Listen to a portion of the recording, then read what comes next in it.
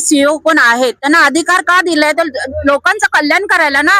हे कल्याण कुठे वाटोळं करतायत. कल्याणकर आडनाव आहे त्यांचं, पण हे पूर्ण जनतेचं वाटोळं करायला आलेले असं दिसण्यात आलं. ही जी स्वप्न आम्ही बघितलेली आहे स्वप्नाचा त्याने पूर्ण चुरा करून टाकलेला आहे. अक्षरशः घरात आमच्या दुखवट्यासारखं झालेलं आहे. घरात कोणाचं अन्न शिजत नाही तर लोक करणार काय. आता जे बेघर केले 250 लोकांना आणि हा जे आम्हाला 3 दिवसापूर्वी कळलं त्यापर्यंत लोक सगळी बाहेर उतरलेली आहेत. पूर्ण वरळीकर आमचा जो पूर्ण परिसर आहे अक्षरशः दुखवटा आमच्याकडे पसरला आणि या एका व्यक्तीमुळे त्यामध्ये जर कोणाचं काय वाईट घटना घडली घरामध्ये तर जबाबदार फक्त एकच व्यक्तीला आम्ही धरणार. कारण का लोकांना खूप टेन्शन घेतलेलं आहे. खूप कल्याणकरच होणार दोषी. एवढ्या जणांना मी एवढी बाई आहे, मी घरकाम करतो, घरकाम करून माझी आहे.